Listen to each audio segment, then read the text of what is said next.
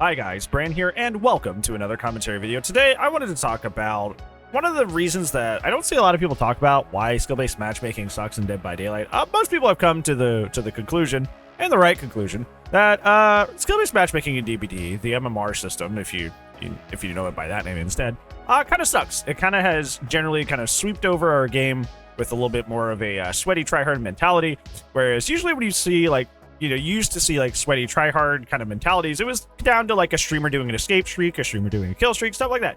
Now, because of the advent of MMR and skill-based matchmaking, you've seen a lot more players, I would say even a majority, so kind of start to adopt this more like intense, like I need to win heavy playstyle, and all that comes back to skill-based matchmaking.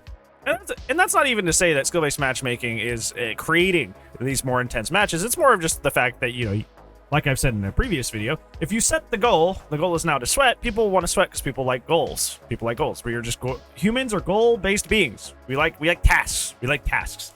So if you tell us the game is sweaty now, people are going to start playing sweaty. That's just how it goes. Because as we found out through one of Toy's videos, is that the skill-based matchmaking actually soft caps at a 1600 number, and everything after that in terms of gains is marginal, very, very marginal. So.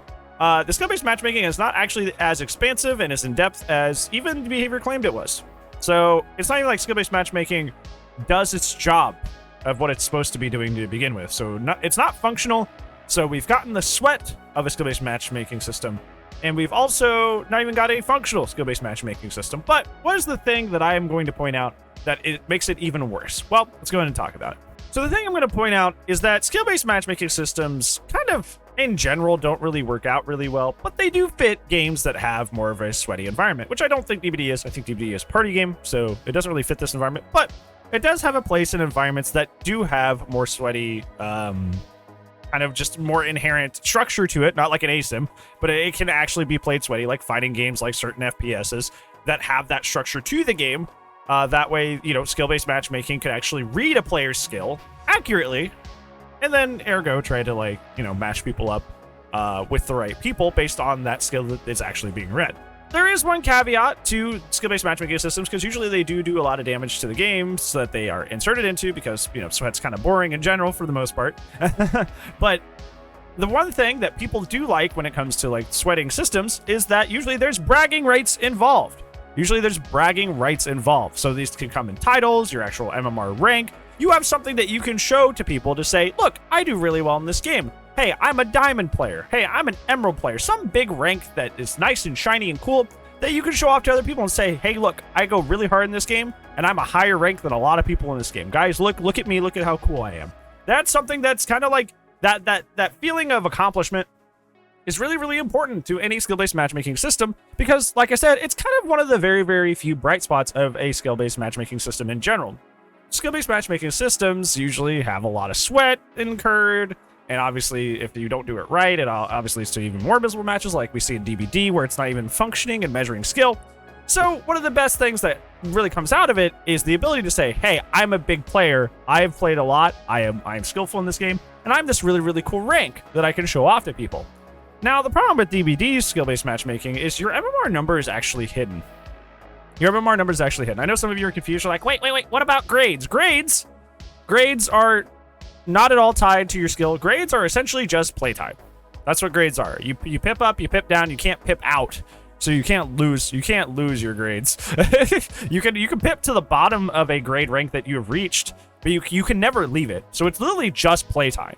Grades are just playtime. So no, you can't say I'm an eerie killer or I'm an eerie survivor, because like that's realistically just playtime. It has nothing to do with your skill. The thing that is supposed to be supposedly measuring your skill is your skill-based matchmaking number, your MMR number. But that is hidden from us because behavior said that they did not want to encourage a more sweaty environment by having the MMR number available.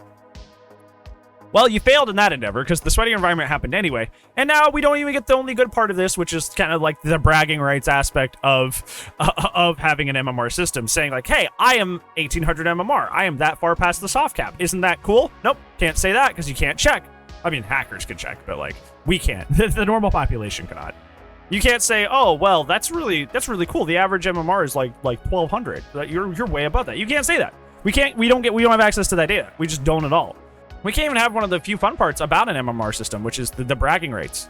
the bragging rights involved. Like we don't even get that small little caveat that comes with a lot of that, and it just feels bad. And it's like I feel like they should revert this, because clearly if their endeavor was to hide this in order to prevent sweat, clearly that didn't work out.